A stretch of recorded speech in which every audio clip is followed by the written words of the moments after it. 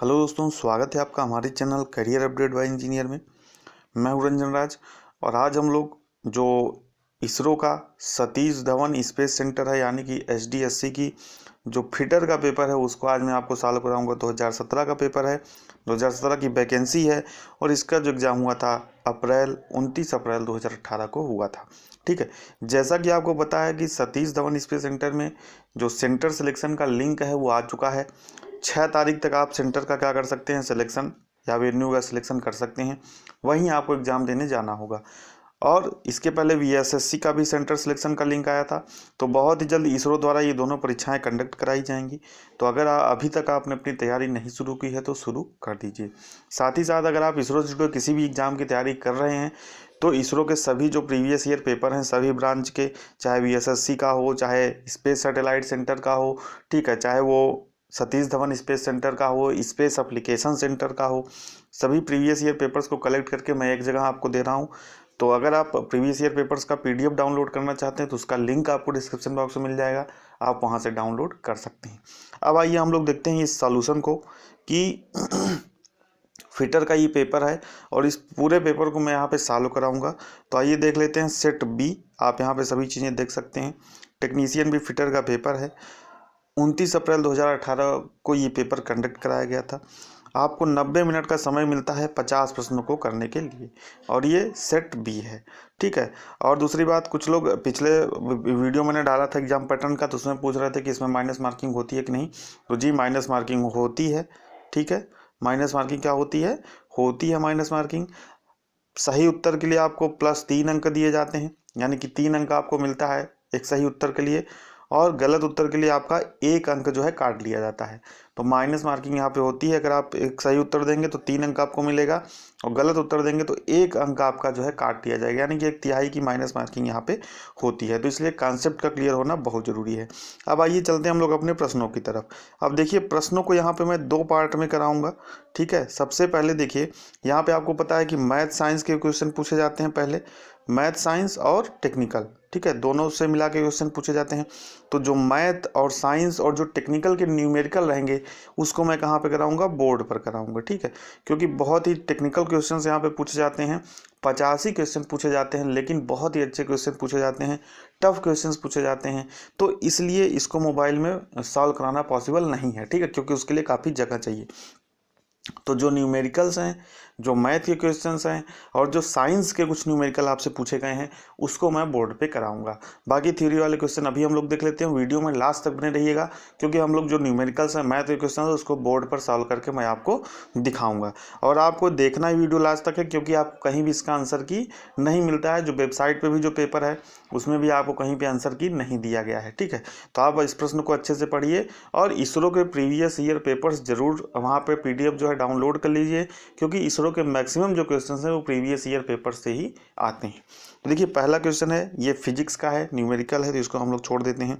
इसी तरीके से दूसरा क्वेश्चन भी न्यूमेरिकल है। देखते चलिए मैं कौन कौन सा क्वेश्चन न्यूमेरिकल है, सभी मैं आपको सॉल्व कराऊंगा। 4 क्वेश्चन मैथ का है, 5वां क्वेश्चन मैथ का है, 6वां क्वेश्चन मैथ का है, 7वां क्वेश्चन मैथ का है, 8वां क्वेश्चन फिजिक्स का न्यूमेरिकल है, 9वां क्वेश्चन है ये टेक्निकल का जो है न्यूमेरिकल है।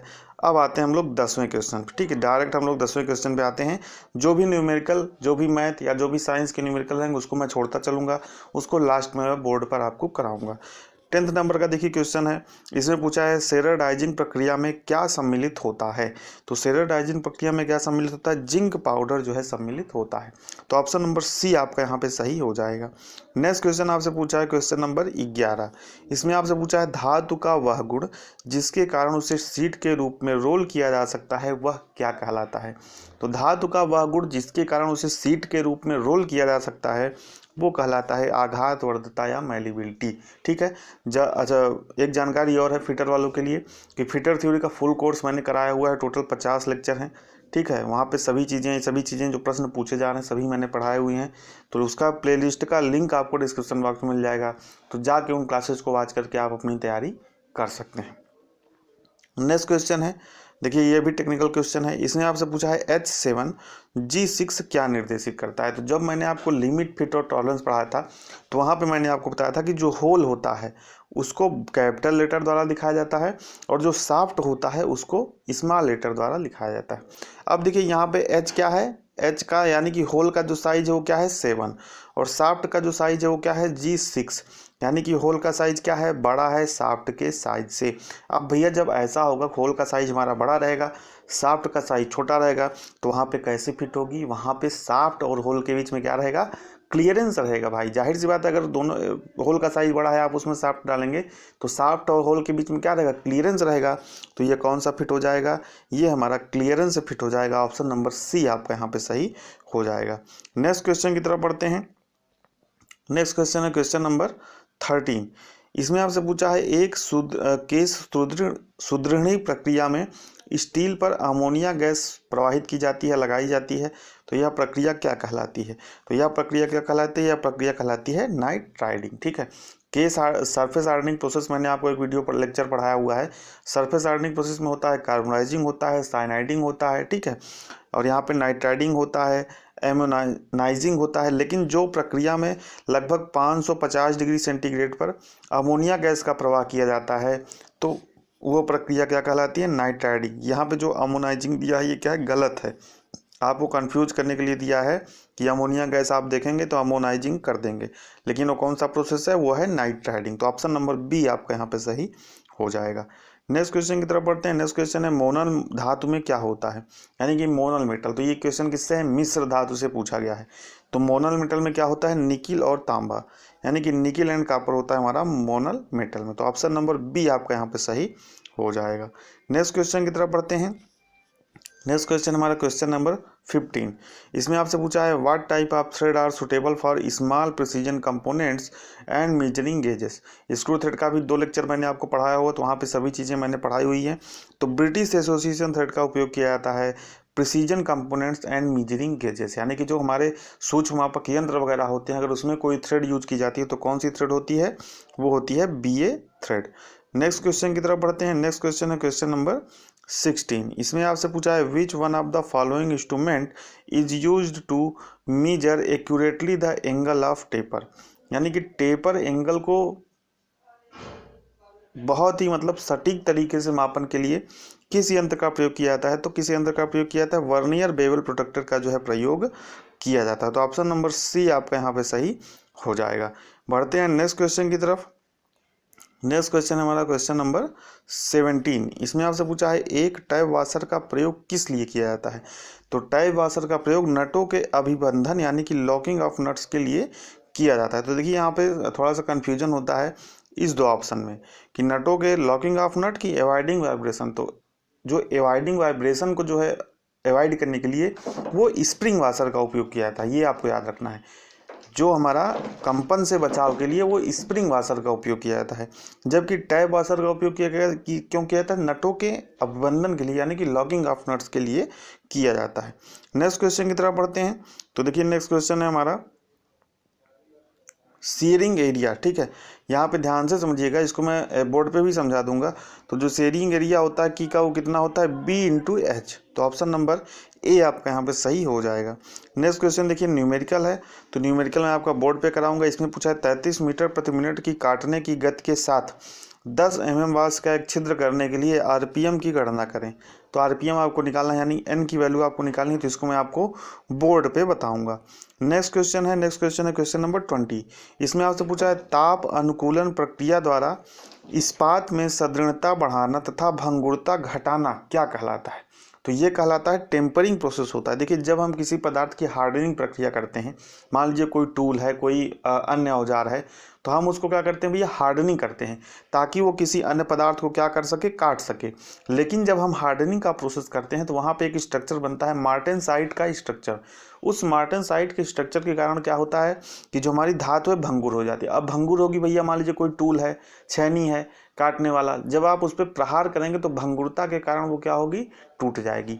तो हार्डनिंग के बाद हम लोग कौन सी प्रक्रिया करते हैं, टेम्परिंग का प्रोसेस करते हैं, जिससे क्या होती है उसकी सुंदरता बढ़ती है और भंगुरता क्या होती है, कम हो जाती है, और वो टूल क्या होता है, यूज करने लायक बन जाता है।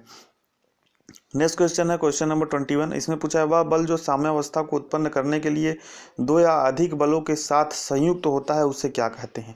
तो उसे कहते हैं हम लोग परिणामी बल कहते हैं। मान लीजिए एक फोर्स ये है, एक फोर्स ये है। अब इसको संयुक्त करने के लिए यानी कि दो बल को संयुक्त करने के लिए एक परिणामी बल जो लगाया जाता है उसी को हम लोग क्या कहते हैं? परिणामी बल यानी कि रिजल्टेंट फोर्स कहते हैं।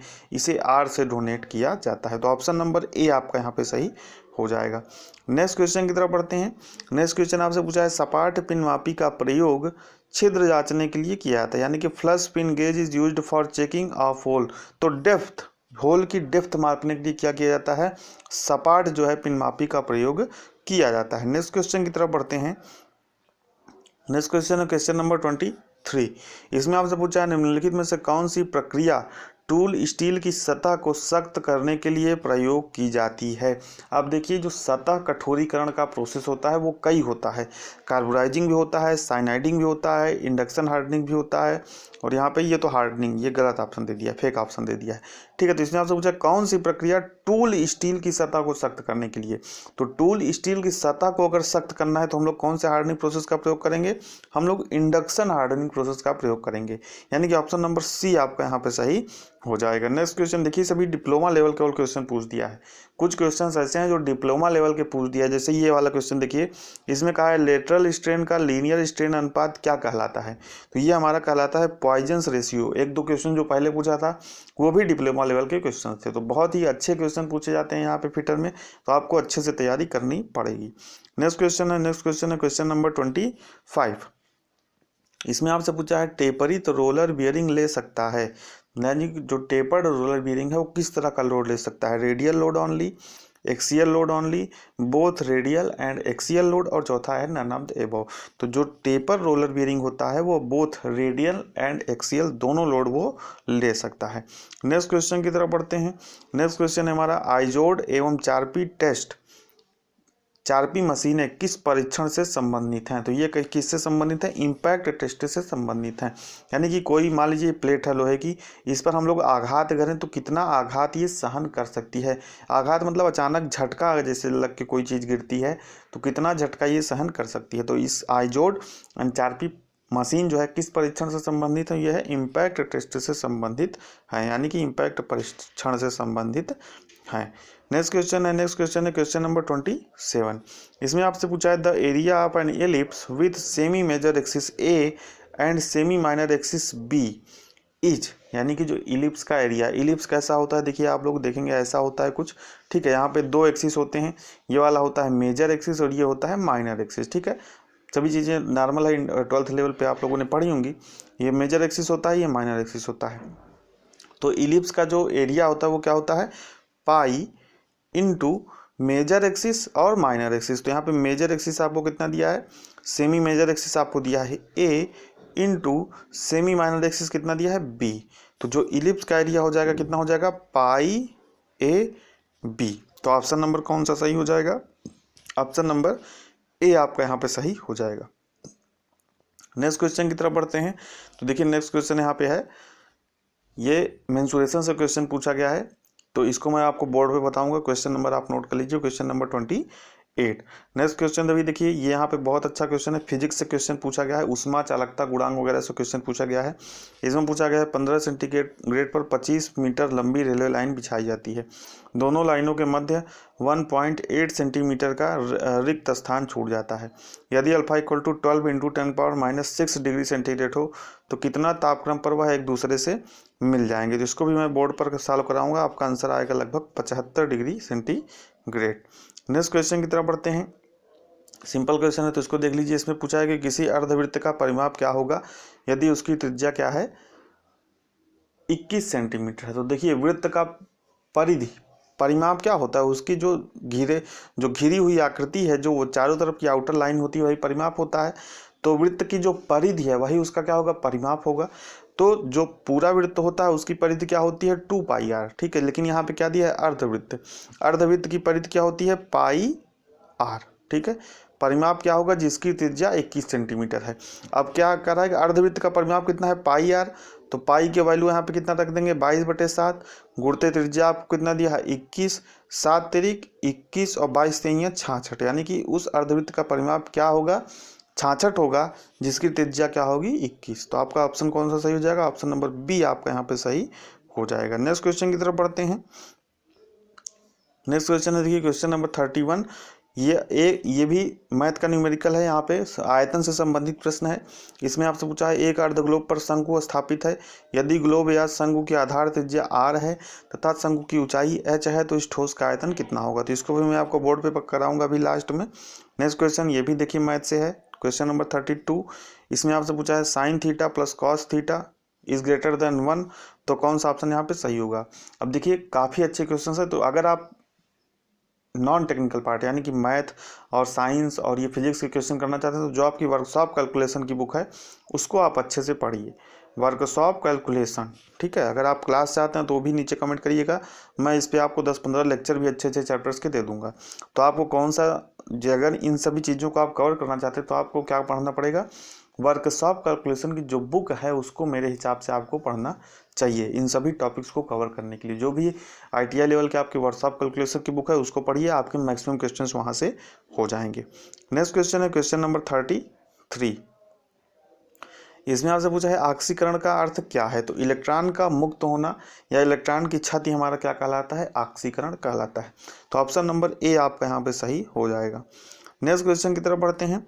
नेक्स्ट क्वेश्चन है क्वेश्चन नंबर 34। इसमें आपसे पूछा है एक गोल में विलेय कणों का आकार किस दशा में होते हैं, यानी कि size of solute particles in the solution is the order of. तो यहाँ पे ऑप्शन नंबर बी आपका सही हो जाएगा, यानी कि 10⁻⁷ टू 10⁻⁸ के जो है साइज में होते हैं। तो ऑप्शन नंबर बी आपका यहाँ पे सही हो जाएगा।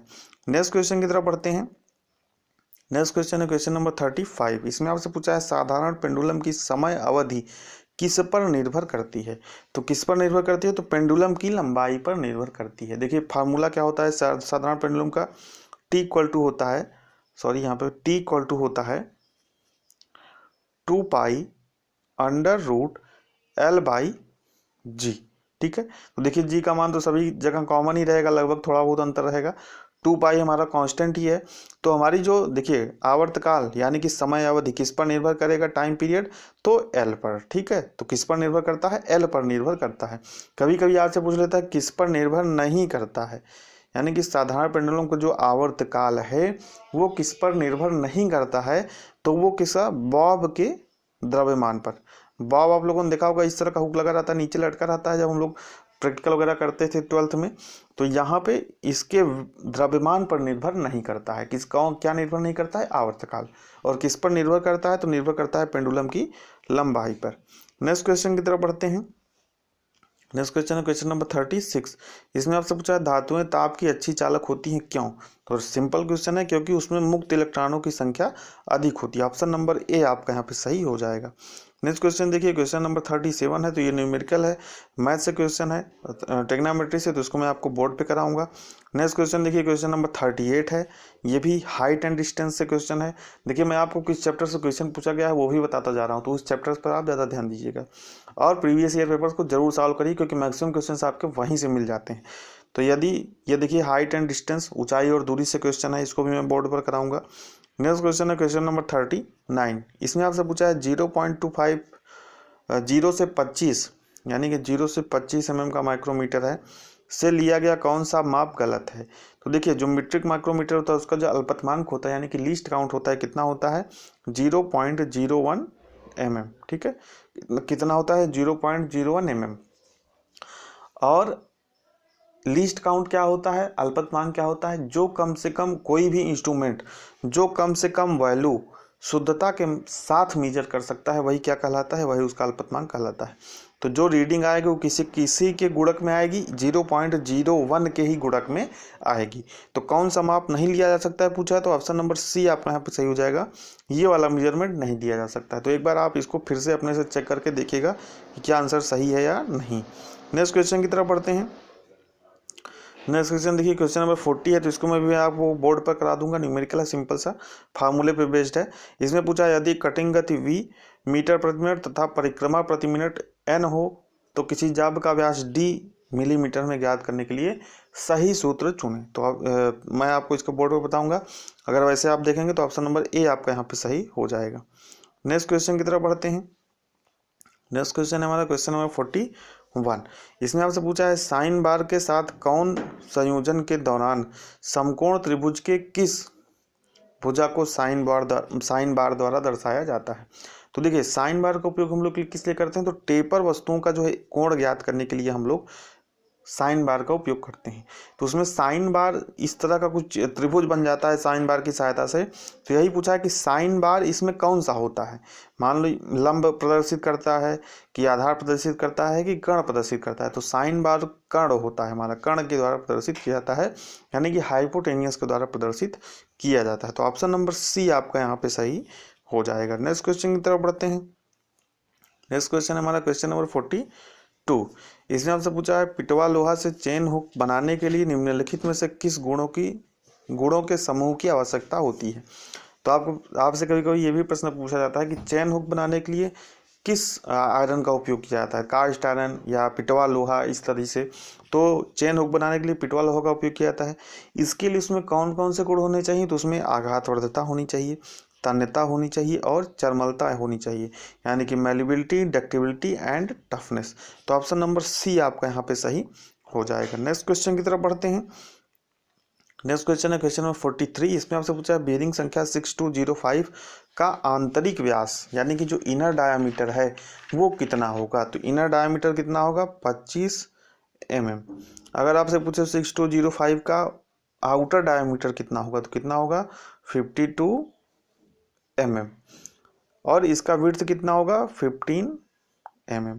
तो कौन सा ऑप्शन सही हो जाएगा, इनर डायमीटर आपसे पूछ रहा है तो कौन सा ऑप्शन सही हो जाएगा, ऑप्शन नंबर डी आपका यहाँ पे सही हो जाएगा। नेक्स्ट क्वेश्चन की तरफ बढ़ते हैं। नेक्स्ट क्वेश्चन है क्वेश्चन नंबर 44। इसमें आपसे पूछा है snap gauge are used to, snap gauge का उपयोग किस लिए किया जाता है। तो यहाँ पे देखिए 4 ऑप्शन दिए हैं। थ्रेड की जांच करने के लिए, ऑप्शन नंबर बी है शाफ्ट और बोर की जांच करने के लिए, ऑप्शन सी है जांच को संयमित करने के लिए, ऑप्शन डी है बोर छिद्र को पालिश करने के लिए। तो इसमें से सभी ऑप्शन क्या हैं, गलत है। यहाँ पे देखिए बी वाले ऑप्शन में एक चीज़ आपको दिया शाफ्ट और बोर की जांच करने के लिए। तो देखिए जो स्नैप गेज होता है वो सिर्फ शाफ्ट के व्यास की जांच करने के लिए किया जाता है, बोर की जांच करने के लिए नहीं किया जाता। तो अगर यहाँ पे दिया होता कि शाफ्ट की जांच करने के लिए तब ये वाला ऑप्शन सही होता, लेकिन इसमें शाफ्ट और बोर, तो बोर की जांच करने के लिए स्नैप गेज का उपयोग नहीं किया जाता है। जो स्नैप गेज और रिंग गेज है इनका उपयोग बाहरी व्यास की जांच करने के लिए, जैसे शाफ्ट हो गया, सिलेंडर हो गया, इनके बाहरी व्यास की जांच करने के लिए इन गेजेस का उपयोग किया जाता है। कौन कौन, स्नैप और रिंग गेज। तो इसमें कोई ऑप्शन सही नहीं होगा, आपको इसके लिए 1 अंक मिला होगा जिन लोगों ने एग्जाम दिया होगा। नेक्स्ट क्वेश्चन है क्वेश्चन नंबर 47। इसमें पूछा है कि the property of the metal to absorb energy and plasticity deform without fracturing is called, वो क्या कहलाती है, टफनेस। टफनेस मतलब क्या, जैसे उसमें प्लास्टिसिटी भी, मान लीजिए कोई प्लेट है ये डिफॉर्म हो जा रही है, ठीक है, लेकिन प्रतिरोध बहुत ज़्यादा इसका है, तो ये हमारी जो प्रॉपर्टी है क्या कहलाती है, टफनेस कहलाती है। सभी प्रॉपर्टीज़ का वीडियो मैंने बनाया हुआ है, टोटल जो 50 लेक्चर फिटर के कराए हुए हैं उसको आप ज़रूर देख लीजिएगा, आपके मैक्सिमम टॉपिक्स वहाँ पे क्लियर हो जाएंगे। तो उस लिंक प्लेलिस्ट का डिस्क्रिप्शन बॉक्स में मिल जाएगा, तो वहाँ से जाके आप वीडियोज़ को वॉच कर सकते हैं। नेक्स्ट क्वेश्चन है, तो ये भी न्यूमेरिकल है, थ्रेड से न्यूमेरिकल पूछा गया है। इसमें पूछा है 2 स्टील स्क्रू थ्रेड के द्वारा एक मशीन टेबल को उठाया जाता है जिसमें 5 mm चौड़ी पिच है, तो टेबल को 20 mm की ऊंचाई तक उठाने के लिए कितने घूर्णन की आवश्यकता होगी।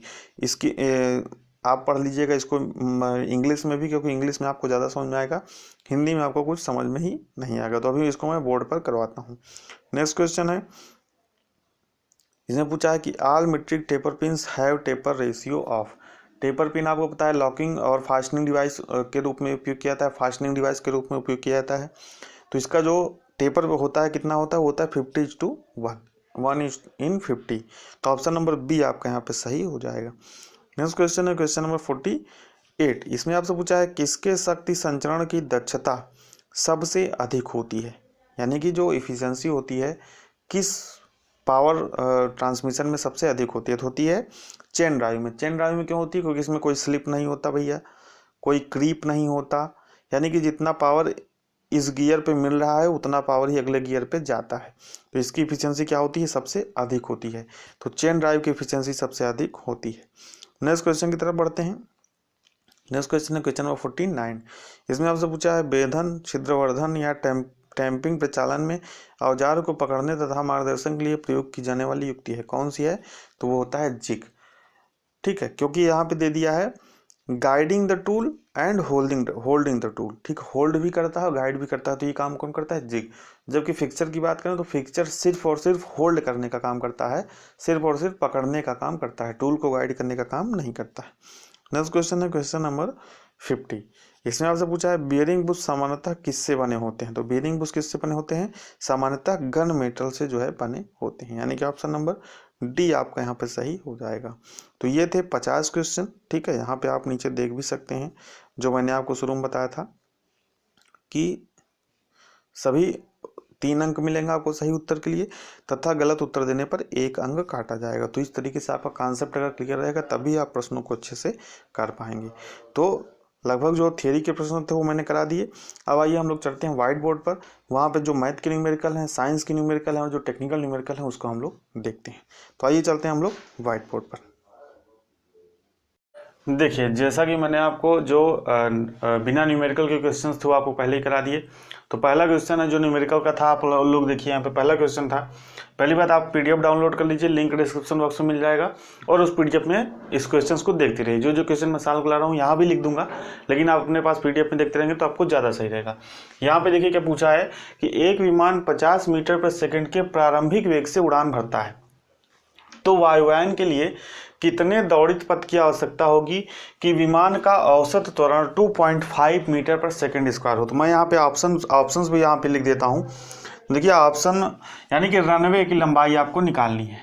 ठीक है, रनवे की लंबाई कितनी होनी चाहिए जिससे वो 50 मीटर पर सेकेंड का जो टेक ऑफ के लिए और 2.5 मीटर पर सेकेंड का त्वरण से वो क्या कर ले, कितना रनवे हमको चाहिए। तो लंबाई दिया है रनवे की 100 मीटर, पहला ऑप्शन दिया है। दूसरा ऑप्शन दिया है 150 मीटर, तीसरा ऑप्शन दिया है 320 मीटर और चौथा ऑप्शन दिया है 500 मीटर। तो देखिए, सबसे पहले मैं आपको बता दूं कि अगर आप इसरो में जो सतीश धवन स्पेस सेंटर है इसमें आप चयन अपना लेना चाहते हैं तो आपका वर्कशॉप कैलकुलेशन एंड साइंस की जो बुक है उसको आप पूरा सॉल्व करिए, क्योंकि यहाँ से 10 से 15 क्वेश्चन पूछे जाते हैं, इससे ज़्यादा भी हो सकते हैं, मिनिमम आप मान के चलिए कि 15 क्वेश्चन पूछे जाते हैं। तो अगर आप वर्कशॉप कैलकुलेशन एंड साइंस के क्वेश्चन चाहते हैं कि मैं उस पर रिलेटेड इसरो के प्रीवियस ईयर क्वेश्चन कराऊँ सिर्फ वर्कशॉप कैलकुलेशन एंड साइंस के अलग से, तो कमेंट कर दीजिएगा। तो अब देखिए, न्यूटन ने फार्मूला दिया था एक, उस फार्मूले का हम लोग उपयोग करेंगे। वी स्क्वायर बराबर क्या होता है, यू स्क्वायर प्लस 2a। यहाँ पे जहाँ क्या है, वी क्या है, अंतिम वेग है, यू क्या है, प्रारंभिक वेग है, 2 है, ए त्वरण है, और एस हमारा क्या है, विस्थापन। विस्थापन मतलब वही चली गई दूरी। तो यहाँ पे देखिए वी स्क्वायर सबसे ज़्यादा कन्फ्यूजन होता है प्रारंभिक वेग में कि हम क्या लेंगे। तो देखिए, अगर मान लीजिए विमान, यहाँ पे क्या कह रहा है कि एक विमान 50 मीटर पर सेकंड के प्रारंभिक वेग से उड़ान भरता है, तो वायुयान के लिए कितने दौड़ित पथ की हमको जो है आवश्यकता होगी। तो यहाँ पे देखिए वी स्क्वायर इक्वल टू क्या हो जाएगा, 50। ठीक है, वी स्क्वायर इक्वल टू क्या हो जाएगा, 50 मीटर का स्क्वायर, और प्रारंभिक वेग क्या है, 0। मान लीजिए एक अपने मन में एज्यूम करिए कि वायुयान भैया रनवे पे खड़ा है। ठीक है, रनवे पे खड़ा है तो उसका प्रारंभिक वेग हम लोग क्या लेंगे, 0। उसके बाद जब उड़ना शुरू करेगा तो 50 मीटर पर सेकंड के वेग से वो दौड़ना शुरू करता है। ठीक है, और त्वरण कितना है, 2.5 मीटर पर सेकंड। तो यहाँ पे रख देंगे +2 इंटू ए की वैल्यू कितना है, 2.5 इंटू एस, यानी कि वही दूरी, विस्थापन जो होगा वही हमको निकालना है। तो आप इसको सॉल्व कर लीजिए, कितना हो जाएगा, 50 इंटू 50 बराबर, यहाँ पे इसमें मल्टीप्लाई करेंगे तो आएगा 5s। अब एस ही आपको तो निकालना है, विस्थापन ही आपको निकालना है। तो s बराबर क्या हो जाएगा, 50 इंटू 50 बटे 5। तो यहाँ पे 5 से 10 कर लेंगे, तो यहाँ पे 50 का 10 में गुणा हो जाएगा तो कितना आ जाएगा, 500 मीटर। ठीक है, तो यहाँ पे सही ऑप्शन क्या हो जाएगा, ऑप्शन नंबर टी, यानी कि कितने जो दौड़ित पथ, यानी कि जो रनवे की लंबाई चाहिए वो कितनी होनी चाहिए, वो होनी चाहिए 500 मीटर। आइए बढ़ते हैं हम लोग दूसरे क्वेश्चन की तरफ।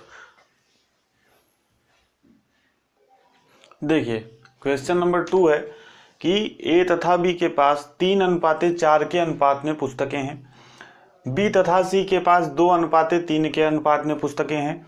यदि सी 20 पुस्तकें ए से लेता है तो ए तथा बी तथा सी के पास पुस्तकों का अनुपात 4:4:5 होगा। तो ए तथा बी तथा सी के पास मूलतः कितनी पुस्तकें थी, यानी कि शुरू में कितनी पुस्तकें थी। तो अब सबसे पहले हमको क्या निकालना पड़ेगा, ए अनुपात बी अनुपात सी। ठीक है, ध्यान से समझिएगा। ए अनुपात बी कितना दिया है आपको, ए अनुपात बी कितना दिया है 3:4, यानी कि दो अगर अलग अलग अनुपात दिया हो तो सम्मिलित अनुपात देखिए हम लोग कैसे निकालते हैं। और फिर हमको क्या निकालना है, ए अनुपात बी अनुपात सी। ए अनुपात बी कितना दिया है 3:4, बी तथा सी के पास 2:3, यानी कि बी और सी में अनुपात कितना दिया है 2:3। तो यहाँ पे हम लोग कितना लिख देंगे 2:3। अब 3 का मल्टीप्लाई किससे करेंगे 2 से, तो 3 दूना 6, यानी कि इसका मल्टीप्लाई इससे, इसका मल्टीप्लाई इससे और इसका मल्टीप्लाई इससे, इस क्रम में आपको मल्टीप्लाई करना है। 3 दूना 6 अनुपाते 4 दूना 8 अनुपाते 4 × 12। अब इसको 2 से काट देंगे तो कितना आएगा 3:4:6, यानी कि पहले जो उनकी पुस्तकों में अनुपात था वो कितना था 3:4:6। तो हम लोग क्या मान लेंगे कि माना पुस्तकों की संख्या बराबर 3x 4x तथा 6x, यानी कि पहले हमने क्या माना, पहले हमने क्या किया, ए अनुपात बी अलग अलग दिया था और बी अनुपात सी अलग अलग दिया था। तो हमने क्या निकाल लिया, ए अनुपात बी अनुपात सी निकाल लिया, कितना आया 3 4 6। तो हम लोग मान लेते हैं कि उनके पास पहले जो पुस्तकों की संख्या थी, मूलतः पुस्तकों की संख्या कितनी थी, वो थी 3x 4x तथा 6x। अब बाद में क्या हुआ कि जब C 20 पुस्तकें किससे ले लेता है, A से ले लेता है, तो अनुपात कितना हो जाता है, तो देखिए अनुपात हो जाता है यहाँ पे 4:5। ठीक है, यहाँ पे देखिए पहले क्या था, मतलब पहले पुस्तकें थी 3x 4x तथा 6x। पहले पुस्तकें क्या थी 3x थी 4x थी तथा 6x थी। अब बाद में जब अनुपात हो गया 4:4:5, तो हम मान लेंगे कि बाद में पुस्तकों की संख्या कितनी हो जाएगी, बाद में पुस्तकें कितनी हो जाएगी, इसी अनुपात में x जोड़ लेंगे 4x और 5x। अब देखिए हो क्या रहा है कि A क्या कर रहा है, C जो है 20 पुस्तकें किससे लेता है, A से लेता है। C क्या करता है 20 पुस्तकें जो है A से लेता है। तो पहले मतलब A के पास 3x पुस्तकें थी और बाद में 5x यहाँ पे हो गया। ठीक है, तो देखिए अनुपात में परिवर्तन कितना हो रहा है, अनुपात में x का परिवर्तन हो रहा है। ठीक है, ध्यान से समझिएगा। पहले C के पास कितनी पुस्तकें थी 6x पुस्तकें थी, बाद में कितनी हो गई 5x पुस्तकें हो गई। कब, जब A ने अपनी 20 पुस्तक इसको दे दी। ठीक है, यानी कि अनुपात में परिवर्तन कितना हो रहा है 6x से 5x हो रहा है। कब, 20 पुस्तकें A से लेने पर। तो यहाँ पे हम लोग अनुपात के अंतर के आधार पर इसका आंसर निकालेंगे 6x - 5x, ठीक है, बराबर 20। ठीक है, तो 6 में से 5x घटाएंगे तो कितना हो जाएगा x बराबर 20, यानी कि x की वैल्यू हमको क्या मिल गई 20। अब मूलतः पुस्तकें कितनी थी, यानी कि शुरू में उनके पास कितनी पुस्तकें थी, तो हमने क्या माना पुस्तकों की संख्या 3x 4x तथा 6x। अब x की वैल्यू 20 है तो 20 हर जगह रख देंगे तो पुस्तकों की संख्या हमको मिल जाएगी। 20 यहाँ पर रखेंगे कितना आएगा 60, 20 यहाँ पे रखेंगे कितना आएगा 80 और 20 यहाँ पे रखेंगे कितना आएगा 120। यानी कि मूलतः A B तथा C के पास जो पुस्तकों की संख्या थी वो कितनी थी 60 80 120। ठीक है, देखते हैं कौन सा ऑप्शन इसमें दे रहा है। 60 80 120, ऑप्शन नंबर C आपका यहाँ पे सही हो जाएगा। ठीक है, ऑप्शन नंबर C आपका यहाँ पे सही हो जाएगा। बढ़ते हैं नेक्स्ट क्वेश्चन की तरफ। नेक्स्ट क्वेश्चन हमारा क्वेश्चन नंबर 3। देखिए क्वेश्चन में थोड़ा सा बोलता जाता हूँ, आप समझ लीजिएगा, बाकी क्वेश्चन आप PDF में देख लीजिएगा। इसमें पूछा है एक चतुर्भुज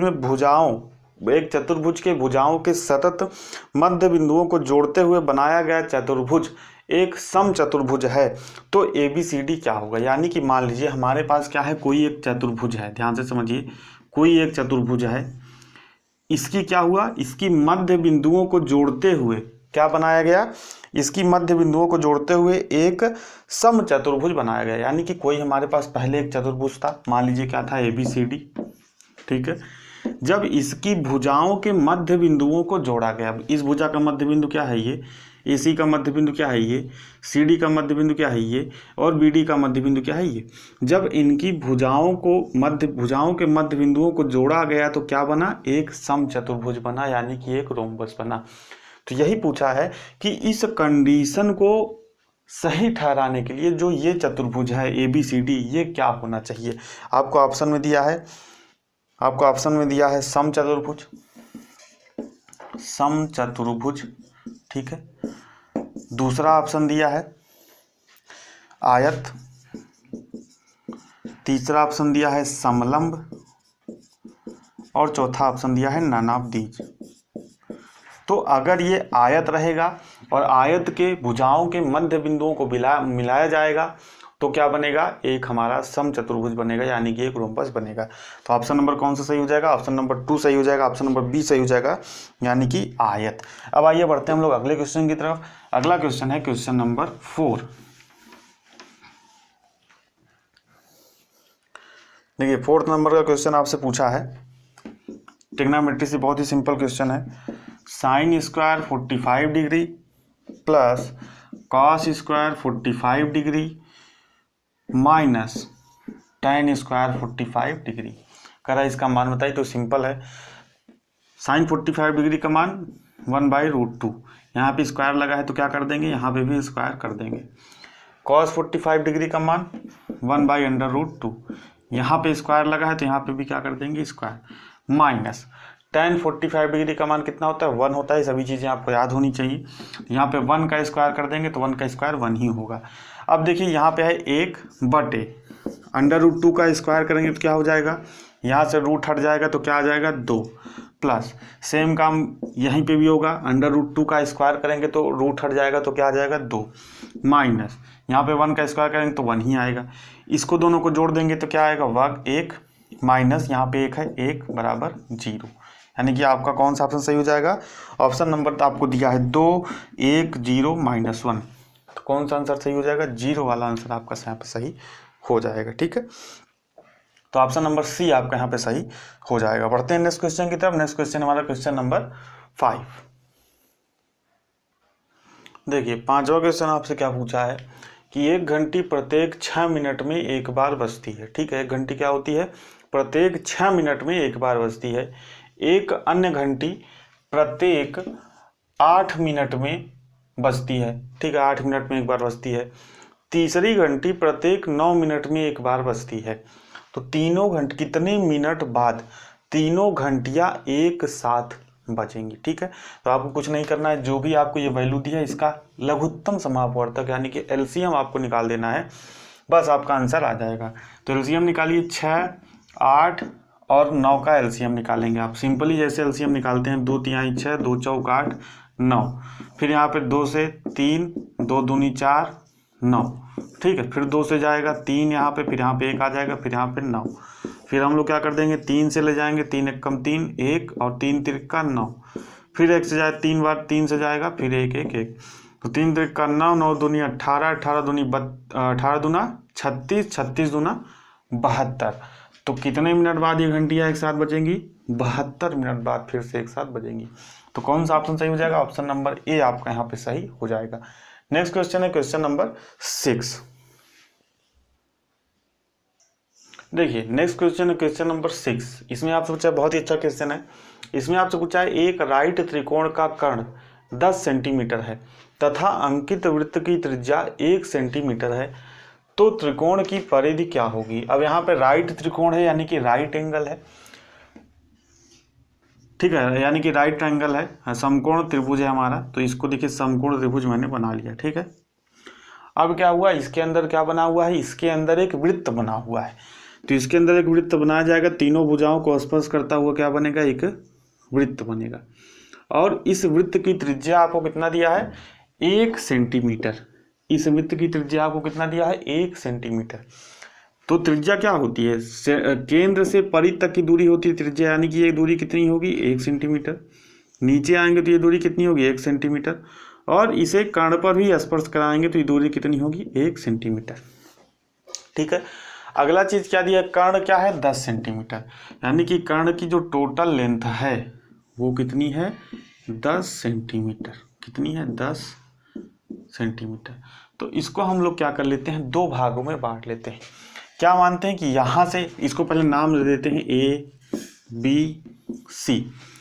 ठीक है, यहाँ पे जहाँ पे इसकी त्रिज्या स्पर्श कर यानी कि जहाँ पे इसकी परिधि जो है स्पर्श कर रही है, माना कर्ण की वहाँ तक की दूरी कितनी है x। ठीक है, तो जब भैया ये पूरा 10 है और ये हमने x ले लिया तो बची दूरी कितनी हो गई 10 माइनस x। बची दूरी कितनी हो गई 10 माइनस x। ठीक है, अब देखिए जब ऐसा हमारा स्थिति उत्पन्न होता है कि समकोण त्रिभुज के अंदर क्या हो, एक वृत्त हो, तो उसमें एक नियम लागू होता है कि जो त्रिभुज की ये वाली भुजा होती है वो इस वाली भुजा के बराबर होती है, जो ये वाली भुजा होगी ये वाली भुजा के बराबर होगी, और जो ये वाली भुजा होगी, यहाँ पर मैं 3 कर देता हूँ, जो ये वाली भुजा होगी वो इस भुजा के बराबर होगी। ठीक है, यानी कि ये भुजा इसके बराबर, ये वाली जो भुजा है वो इस वाली भुजा के बराबर, और जो ये वाली भुजा है वो इस भुजा के बराबर होगी। ठीक है, तो इस ये जो परिमाप है इसको ऐसे निकालते हैं हम लोग, त्रिभुज का परिमाप, त्रिभुज का परिमाप आपको पता है कि जो बाहरी आकृति होती है उसको हम लोग जोड़ लें, यानी कि ये वाली भुजा और ए वाली भुजा, यानी कि AB plus BC plus CA, ये त्रिभुज का परिमाप हो गया।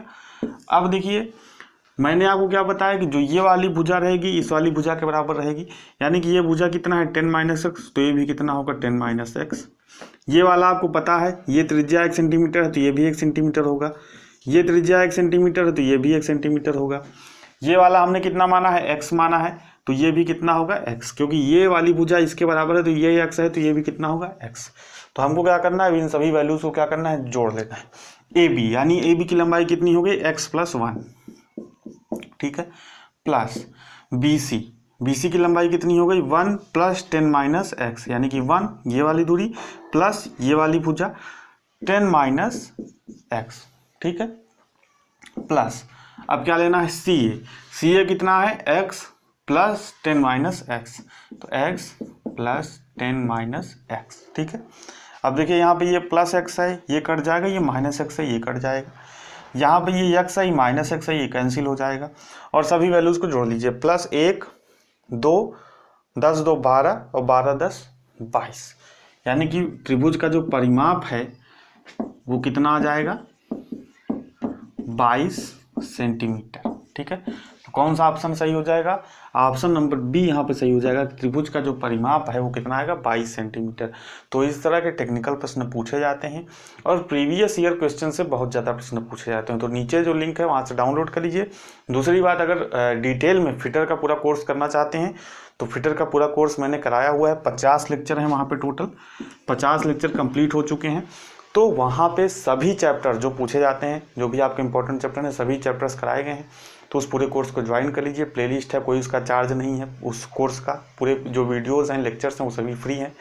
नीचे लिंक आपको डिस्क्रिप्शन बॉक्स में मिल जाएगा, वहाँ प्लेलिस्ट से जाके आप सभी लेक्चर्स को वॉच कर सकते हैं, या डायरेक्ट आप भी यूट्यूब पे चैनल पे क्लिक करके जब आप प्लेलिस्ट वाले सेक्शन में जाएंगे तो वहाँ पे आपको प्लेलिस्ट मिलेगा फिटर थियरी फुल कोर्स 2020। ठीक है, क्योंकि 2020 में कोर्स चला गया था, तो उसको आप ज्वाइन करके उन सभी क्लासेस को देख सकते हैं। तो ये था हमारा क्वेश्चन नंबर 6। ठीक है, अब देखते हैं क्वेश्चन नंबर 7 क्या है। क्वेश्चन नंबर 7 है हमारा रेलगाड़ी से यानी कि चाल तथा समय से प्रश्न पूछा गया। तो आइए मैं इस क्वेश्चन को नोट कर लेता हूँ और उसके बाद आपको सॉल्व कराता हूँ। देखिए क्वेश्चन नंबर 7 है, इसमें आपसे पूछा है एक रेलगाड़ी एक टेलीग्राफ पोस्ट को, यानी खंभा है टेलीग्राफ का, पोस्ट को पार करने में 1 सेकंड का समय लेती है। ठीक है, तथा 300 मीटर लंबाई के प्लेटफॉर्म को पार करने में 3 सेकंड का समय लेती है। तो रेलगाड़ी की लंबाई ज्ञात कीजिए। आप ध्यान से समझिएगा, कॉन्सेप्ट को समझिएगा। मान लीजिए कोई एक खंभा है, अब रेलगाड़ी, इसको खंभे की चौड़ाई क्या है, नगण्य होती है। रेलगाड़ी की अपेक्षा अगर आप खंभे की चौड़ाई या मोटाई देखेंगे तो क्या है, नगण्य, क्योंकि रेलगाड़ी बहुत लंबी होती है। यानी कि खंभे को पार करने में रेलगाड़ी द्वारा चली गई दूरी कितनी होगी, खुद की लंबाई। यानी कि रेलगाड़ी की जो लंबाई होगी वही रेलगाड़ी द्वारा चली गई दूरी होगी जिसमें वो खंभे को पार करेगी। पार करने का मतलब क्या होता है कि आर पार निकल जाए। मानी कि रेलगाड़ी का ये सिरा है, रेलगाड़ी यहाँ से चलना शुरू करती है, जब पूरी रेलगाड़ी पार हो जाएगी यानी कि उसका पिछले वाला एकदम डिब्बा जो है पार हो जाएगा टेलीग्राफ के, तभी तो हम मानेंगे भैया रेलगाड़ी पार हो गई, टेलीग्राफ पोस्ट को पार कर गई। कितनी देर में, 1 सेकंड में। तो खंभे को पार करने में लगा समय, खंभे को पार करने में, टेलीग्राफ पोस्ट को पार करने में या पिलर को पार करने में चली गई जो दूरी होती है वो खुद रेलगाड़ी की लंबाई होती है। ठीक है।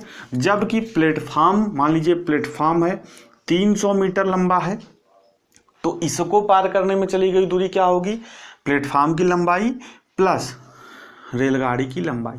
भैया पार करने में रेलगाड़ी जब पूरा अपना लंबाई यहाँ तक पिछला डिब्बा पार कर जाएगी प्लेटफॉर्म को, तभी तो मानेंगे। तो किसी प्लेटफॉर्म को पार करने में चली गई दूरी क्या हो जाएगी, प्लेटफॉर्म की लंबाई प्लस रेलगाड़ी की लंबाई। ये कॉन्सेप्ट आपका जो है क्लियर हो गया होगा। ठीक है। तो अब आइए देखते हैं पहला जो समीकरण हम लोग बनाते हैं। समय बराबर आपको पता है फॉर्मूला, समय बराबर क्या होता है, दूरी बटे चाल। तो पहले प्रश्न में क्या कह रहा है, प्रश्न के पहले भाग में क्या कह रहा है कि एक टेलीग्राफ पोस्ट को पार करने में 1 सेकंड का समय लेती है। समय हमको कितना मिल गया, 1 सेकंड बराबर। मैंने आपको बताया कि किसी खंभे को, किसी टेलीग्राफ पोस्ट को या किसी जो है पिलर को पार करने में चली गई दूरी क्या होती है, खुद रेलगाड़ी की लंबाई ही होती है। तो रेलगाड़ी की लंबाई मान लेते हैं हम क्या है, L, क्योंकि हमको वही क्वेश्चन में दिया नहीं है, तथा चाल भी कहीं, रेलगाड़ी की चाल भी कहीं नहीं दिया हुआ है। तो रेलगाड़ी की चाल हम कितना मान लेंगे, x। तो x बराबर कितना हो जाएगा, L। तो ये हमारा क्या हो गया, समीकरण 1। अब बढ़ते हैं समीकरण 2 की तरफ। इसमें क्या कहा है कि तथा 300 मीटर लंबाई के प्लेटफॉर्म को पार करने में 3 सेकंड का समय लेती है। यानी कि समय हमको कितना गया, 3 सेकंड बराबर प्लेटफॉर्म को पार करने में मैंने बताया कि चली गई दूरी क्या होगी, प्लेटफॉर्म की लंबाई प्लस रेलगाड़ी की लंबाई। तो प्लेटफॉर्म की लंबाई आपको कितना दिया है, 300 मीटर, 300 प्लस रेलगाड़ी की लंबाई आपको ज्ञात ही करना है, हमने माना है कितना, L। यहाँ पे हम लोग रखेंगे L बटे चाल हमने कितना माना, x। चाल यहाँ पे रख लेंगे x। इसको इधर ले आएंगे तो कितना आ जाएगा, 3x बराबर 300 प्लस L। इसको हम क्या मान लेते हैं, समीकरण 2। अब देखिए समीकरण 1 का मान समीकरण 2 में रखने पर, यहाँ पे कर लेंगे समीकरण 1 का मान समीकरण 2 में रखने पर। ठीक है। तो समीकरण में क्या है, x बराबर है L। तो x की जगह पे हम लोग क्या रख सकते हैं, L रख सकते हैं ना। तो यहाँ पे क्या हो जाएगा, 3 इंटू x की जगह पे L है। यहाँ पे देखिए x बराबर L आया है, तो x की जगह पे क्या ले लेंगे, L ले लेंगे। तो यहाँ पे x है तो यहाँ पे 3L हो जाएगा बराबर 300 प्लस L। अब पक्षांतर करेंगे तो इधर प्लस में है L, तो इधर आएंगे तो माइनस में हो जाएगा। कितना आ जाएगा, 2L बराबर 300। तो L बराबर कितना हो जाएगा, 300 बटे 2 बराबर कितना, 150। तो भैया आपसे क्या पूछा है, रेलगाड़ी की लंबाई। तो पूछा है कि रेलगाड़ी की लंबाई ज्ञात कीजिए। तो रेलगाड़ी की लंबाई कितना आ गई, 150 मीटर। तो कौन सा ऑप्शन सही हो जाएगा, ऑप्शन नंबर बी आपका यहाँ पे सही हो जाएगा। ठीक है। आप लोग एक बार क्वेश्चंस को ठीक से चेक करते रहिएगा, अगर कोई मिस्टेक होती तो आप कमेंट बॉक्स में बता सकते हैं। ठीक है। तो बढ़ते हैं नेक्स्ट क्वेश्चन की तरफ। नेक्स्ट क्वेश्चन हमारा क्वेश्चन नंबर 8। देखिए 8 नंबर का क्वेश्चन है कि 10 केजी द्रव्यमान की वस्तु 10 मीटर पर सेकंड के वेग से क्या है, गतिशील है। तो गतिज ऊर्जा क्या होगी। तो गतिज ऊर्जा आपको काइनेटिक एनर्जी निकालने का फार्मूला होता है 1/2 हाफ, यानी कि हाफ mv स्क्वायर। यहाँ पे m क्या है, द्रव्यमान है, v क्या है, वेग है। तो यहाँ पे सिंपली जो सभी वैल्यू को पुट कर देंगे तो 1/2 इंटू m कितना है, 10 इंटू v का स्क्वायर, यानी कि 10 का स्क्वायर यहाँ पे हो जाएगा, यानी कि डायरेक्ट में लिख देता हूँ 100। ठीक है। 10 का स्क्वायर कितना हो जाएगा, 100। यहाँ पे डिवाइड कर देंगे 5 इंटू 100 आएगा तो कितना आएगा, 500 जूल। यानी कि 10 केजी की वस्तु अगर 10 मीटर पर सेकंड के वेग से क्या है, गतिशील है, तो जो उसकी काइनेटिक एनर्जी होगी वो कितनी हो जाएगी, 500 जूल। यानी कि ऑप्शन नंबर सी आपका यहाँ पे सही हो जाएगा। बढ़ते हैं नेक्स्ट क्वेश्चन की तरफ। नेक्स्ट क्वेश्चन हमारा क्वेश्चन नंबर 9। देखिए नेक्स्ट क्वेश्चन है क्वेश्चन नंबर 9। इसमें पूछा है मेसिंग गियर हो। मेसिंग गियर मतलब जो गियर आप दो गियर आपस में मिलते हैं तो उसको बोलते हैं मेसिंग। ठीक है, जैसे मान लीजिए गियर ये 1 है और ये गियर 2 है। दोनों गियर भाई आपको पता है जब पावर ट्रांसमिशन होता है तो दोनों गियर आपस में मिलते हैं, तभी तो पावर ट्रांसमिशन होता है एक गियर से दूसरे गियर पे। तो इसको जब गियर आपस में मिलते हैं तो उसको क्या बोलते हैं, मेसिंग बोलते हैं। तो इसमें कहा है मेसिंग गियरों के बीच केंद्र से केंद्र तक की दूरी, यानी कि एक गियर ये है और दूसरा गियर है, इसके केंद्र के बीच की जो दूरी है, यानी कि एक गियर के सेंटर से दूसरे गियर के सेंटर की जो दूरी है कितनी है, 150 मिलीमीटर। ठीक है, तथा वेग अनुपात, यहाँ पे देखिए वेग अनुपात आपको दिया है, वेग अनुपात कितना दिया है, 2:1। ठीक है, तो पूछा है कि पिनियन एवं गियर का पिच व्यास ज्ञात कीजिए। पिनियन क्या होता है, जब दो गियर आपस में मिलते हैं तो जो छोटा गियर रहता है उसको क्या बोलते हैं, पिनियन बोलते हैं, और जो बड़ा गियर रहता है उसको गियर ही बोल सकते हैं। तो छोटे गियर को क्या बोलते हैं, पिनियन। तो कहा है कि पिनियन एवं गियर का पिच व्यास, पिच व्यास यानी कि पिच डायमीटर, यानी कि इसका जो डायमीटर है वो कितना है, कितना होना चाहिए, यानी कि पिच डायमीटर है वो कितना होगा। ठीक है, तो अब ध्यान से समझिएगा। मान लीजिए बड़ा गियर है, ये पिनियन है। ठीक है, इसको मान लेते हैं हम गियर है और ये क्या है, पिनियन है। ठीक है, अब मान लेते हैं बड़े गियर की जो त्रिज्या है कितना है, आर, और छोटा जो पिनियन है उसकी त्रिज्या है कितना है, स्मॉल आर। यानी कि बड़े गियर की त्रिज्या कैपिटल आर और पिनियन की त्रिज्या स्मॉल आर। तो आर यहाँ पे इसको मैं अभी इरेज कर देता हूँ, आर प्लस आर आपको कितना दिया है, 150। ठीक है, तो यहाँ से अगर आपको कैपिटल आर निकालना हो, यानी कि इस बड़े गियर की त्रिज्या निकालनी हो, तो आर बराबर कितना हो जाएगा, 150 माइनस आर, ये आपके पास आ जाएगा। ठीक है, तो सेम यही चीज़ आपको करनी है। आपको क्या दिया, वेलोसिटी रेशियो, यानी कि आर बाई आर बराबर कितना दिया है, 2:1, यानी कि 2:1। अब आर की वैल्यू आप यहाँ पे कितना रखेंगे, 150 minus R, 150 minus small R बटे स्मॉल आर बटे 2:1। ठीक है, अब इसको सॉल्व कर लेंगे तो यहाँ पे कितना आएगा, 150 माइनस आर, ये आर उधर चला जाएगा, बराबर कितना हो जाएगा, 2r। ठीक है, फिर पक्षांतर करेंगे, इस वाले आर का उधर जाके जुड़ जाएगा तो कितना हो जाएगा, 150 बराबर 3r। तो r बराबर कितना आ जाएगा, 50। r बराबर कितना आ जाएगा, 50। यानी कि जो छोटा पिनियन है उसकी जो त्रिज्या है वो कितनी है, 50। तो बड़ा जो इसका जो व्यास है कितना हो जाएगा, त्रिज्या का दुगना, यानी कि d बराबर कितना हो जाएगा, 2r, यानी कि 50 × 2 = 100। ठीक है, तो छोटे वाले का आपको क्या मिल गया, व्यास मिल गया, त्रिज्या मिल गई। तो बड़ी त्रिज्या आप निकालेंगे तो यहाँ पे r बराबर निकालेंगे तो 150 माइनस r, यहाँ पे कितना था, 50। ठीक है, तो r बराबर कैपिटल R बराबर कितना आ जाएगा, 100। ठीक है, तो कैपिटल D बराबर कितना आ जाएगा, 100 × 2 बराबर 200। यानी कि जो गियर का पिच डायमीटर है, गियर का जो व्यास है वो कितना है, 200, और जो पिनियन का जो व्यास है वो कितना है, 100। त्रिज्या का दुगना, यहाँ पे 50 त्रिज्या आई थी, इसका दुगना कर दिए तो डायमीटर कितना आ गया, 100। यहाँ पे 100 रेडियस आया था, इसका तो दुगना कर दिया तो कितना आ गया, 200। ठीक है, तो यहाँ पे 200 और 100 कौन से ऑप्शन में दिख रहा है आपको, यहाँ पे 100 और 200। ऑप्शन नंबर बी में आपको दिख रहा है 100 और 200। यही आपसे पूछा है ना कि पिनियन एवं गियर का पिच व्यास कितना होगा, यानी कि पिच डायमीटर कितना होगा। तो यहाँ पे 100 और 200, ऑप्शन नंबर बी आपका यहाँ पे सही हो जाएगा। ठीक है, ऑप्शन नंबर बी आपका यहाँ पे सही हो जाएगा। बढ़ते हैं नेक्स्ट क्वेश्चन की तरफ। ठीक है, तो यहाँ से 9 क्वेश्चन हम लोग के हो गए जो न्यूमेरिकल्स वाले थे। नेक्स्ट क्वेश्चन देखिए, नेक्स्ट क्वेश्चन है आपका जो न्यूमेरिकल या जो प्रश्न है वो है आपका 19 नंबर का क्वेश्चन। आप लोग देखिए की वाला, इसके पहले जो 18 क्वेश्चन है मैंने बता दिया था कि जो शेयरिंग एरिया होगा क्या होगा, B/H होना चाहिए। फिर भी आप इसको एक बार मिला लीजिएगा, कंफर्म कर लीजिएगा की वाला जो क्वेश्चन है। नेक्स्ट क्वेश्चन है क्वेश्चन नंबर 19 नंबर का क्वेश्चन देखिए।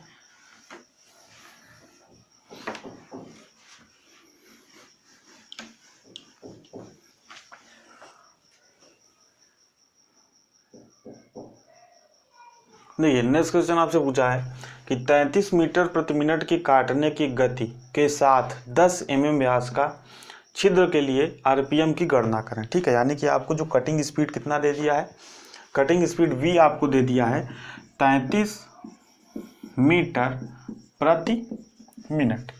व्यास आपको कितना दे दिया है 10 mm। ठीक है, आपसे क्या पूछ रहा है आरपीएम यानी कि राउंड पर minute, n equal to what. तो इसका एक फार्मूला होता है कटिंग स्पीड इक्वल टू क्या होता है पाई डी, यहाँ पे कैपिटल डी कर लीजिए, स्मॉल डी भी लिख सकते हैं, मेरी आदत है कैपिटल डी लिखने की। v इक्वल टू क्या है पाई डी एन अपॉन 1000। ये हमारे पास क्या होता है फार्मूला होता है। यूनिट का आपको ध्यान रखना यहाँ पे बहुत ज़रूरी है कि इस फार्मूले में अगर आप कोई भी वैल्यू रख रहे हैं तो जो आपका कटिंग स्पीड है वो किस में होना चाहिए, मीटर प्रति मिनट में होना चाहिए। ऐसा नहीं है कि सेंटीमीटर प्रति मिनट या किलोमीटर प्रति मिनट, इस बात का आप ध्यान रखना है। दूसरा जो आपको व्यास दिया होना चाहिए किस में होना चाहिए, mm में होना चाहिए। अगर यहाँ पे मान लीजिए सेंटीमीटर में व्यास दिया रहे कि 10 सेंटीमीटर है तो आपको इसको mm में पहले चेंज करना पड़ेगा। आप mm में मिलीमीटर में चेंज करने के बाद तब आप इस फार्मूले में पुट करेंगे। ठीक है, ध्यान रखिएगा ये फार्मूला होता है v इक्वल टू यानी कि कटिंग इसकी स्पीड बराबर क्या होगा पाई डी एन अपान 1000, पाई डी एन अपान 1000। लेकिन यहाँ पे आपको दो चीज़ याद रखनी है, जो कटिंग स्पीड है आपका किस में होना चाहिए, मीटर प्रति मिनट में होना चाहिए, और जो व्यास है वो किस में होना चाहिए, मिलीमीटर में होना चाहिए। तो सभी वैल्यूज़ को हम लोग यहाँ पे पुट कर देंगे। तो यहाँ पे कटिंग स्पीड कितना दिया है 33 बराबर यहाँ पे कितना हो जाएगा 22/7 गुणते डी कितना दिया है 10 गुणते एन आपको निकालना ही है बटे आपको कितना दिया है 1000। ठीक है, तो बस सॉल्व कर लीजिए। एन इक्वल टू कितना हो जाएगा 33 गुणते 7 गुणते 1000 बटे 22 गुणते 10। इसको जब सॉल्व करेंगे तो ऑप्शन में आपको देखिए मैं बता रहा हूँ कौन कौन सा ऑप्शन आपको दिया है। आपको ऑप्शन यहाँ पे दिया है 1050 आरपीएम, ठीक है, 330 आरपीएम और 300 आरपीएम। तो 1000 जब आप इसको सॉल्व करेंगे तो 1050 आरपीएम आएगा, यानी कि ऑप्शन नंबर बी आप यहाँ पे सही हो जाएगा। ठीक है, ये क्वेश्चन नंबर हमारा कौन सा था 19 था, क्वेश्चन नंबर 19 ये था हमारा। ठीक है, नेक्स्ट क्वेश्चन देखते हैं। नेक्स्ट क्वेश्चन आपका जो है ये क्वेश्चन नंबर 27 है। क्वेश्चन नंबर कौन सा है, क्वेश्चन नंबर 27 इलिप्स वाला। ध्यान से इसको एक बार फिर से देख लीजिए, हालांकि मैंने पहले करा दिया था। इसको ऐसे हल्के में देख लीजिए। क्वेश्चन नंबर 27 है, ये इलिप्स का क्वेश्चन है इस तरीके से। ठीक है, इलिप्स आपको पता है दीर्घवृत्त यानी कि कुछ ऐसा होता है। इसमें आपसे कहा रहा है कि ये देखिए क्या होता है, ये होता है semi major axis, semi major axis, यानी कि ये वाला जो एक्सिस है कितना क्या है, इसको क्या बोलते हैं मेजर एक्सिस नॉर्मली बोलते हैं, इसमें सेमी मेजर दिया है। इस वाले एक्सिस को क्या बोलते हैं माइनर एक्सिस। तो आपसे क्या कहा है कि मेजर एक्सिस यदि ए है और माइनर एक्सिस क्या है बी, तो इस इलिप्स का जो है क्षेत्रफल, ठीक है, इस इलिप्स का क्या निकालना है आपको, एरिया निकालना है, यानी कि क्षेत्रफल निकालना है। तो इसका जो फार्मूला होता है सिंपल होता है पाई इंटू मेजर एक्सिस या जो सेमी मेजर जो भी लिखा है, major axis into minor axis, minor axis. तो पाई इंटू मेजर एक्सिस आपको दिया है ए इंटू माइनर एक्सिस है बी, तो इसका एरिया क्या हो जाएगा पाई ए बी, यानी कि ऑप्शन नंबर आपको ए सही हो जाएगा। यहाँ पे ऑप्शन नंबर आपका ए यहाँ पे सही हो जाएगा, जिसमें दिया है पाई ए बी। ठीक है, नेक्स्ट क्वेश्चन है क्वेश्चन नंबर 28। आइए बढ़िया क्वेश्चन है ये, मेंसुरेशन से क्वेश्चन है आयत वाला। आइए इसको हम लोग देख लेते हैं। क्वेश्चन नंबर 28 और 29 दोनों बहुत ज़्यादा महत्वपूर्ण है। देखिए क्वेश्चन नंबर 28 है, इसमें आपसे कहा है किसी आयताकार मैदान का क्षेत्रफल 150 वर्ग इकाई है, यदि इसका परिमाप 50 इकाई है तो इसकी विमाएँ क्या होंगी, विमाएँ मतलब लंबाई चौड़ाई क्या होगी। अब ध्यान से समझिएगा, यहाँ पे ध्यान से समझिए। मान लीजिए हमारे पास क्या है, ये आयत है, आयत की लंबाई हमने कितना माना ए और चौड़ाई कितना माना बी। तो क्षेत्रफल क्या होता है लंबाई गुणित चौड़ाई, यानी कि ए इंटू बी बराबर कितना हो गया 150। ठीक है, अब यहाँ से अगर ए की वैल्यू निकालें तो ए बराबर कितना हो जाएगा 150/b। ठीक है, ये हमारे पास समीकरण 1 हो गया। दूसरा है इसका परिमाप, परिमाप क्या होता है 2a + b, यानी कि 2 बाहर और ब्रैकेट में लंबाई प्लस चौड़ाई बराबर कितना हो गया 50। ठीक है, अब जो a की वैल्यू है वो आप यहाँ पे पुट कर दीजिए, यानी कि समीकरण 2 है। अब समीकरण 1 का मान समीकरण 2 में रखने पर तो कैसे रखेंगे, 2 ए की वैल्यू कितना है 150/b प्लस b बराबर 50। ठीक है, ये हो गया।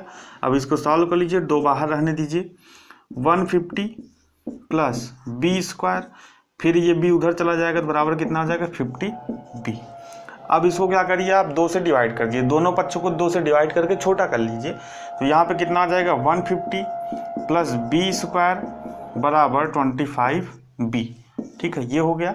अब पक्षांतर करके इसको एक गुणनखंड के रूप में व्यवस्थित कर लीजिए, तो आप इसको क्या लिख सकते हैं, बी स्क्वायर माइनस 25 भी इधर ले जाएंगे तो क्या हो जाएगा, इधर प्लस में है तो इधर क्या हो जाएगा माइनस में हो जाएगा, माइनस 25b प्लस कितना हो जाएगा 150। ये आपके पास क्या आ गया, गुणनखंड के फॉर्म में क्या आ गया। अब इसका गुणनखंड सिंपली कर लीजिए, फैक्टर कर लीजिए।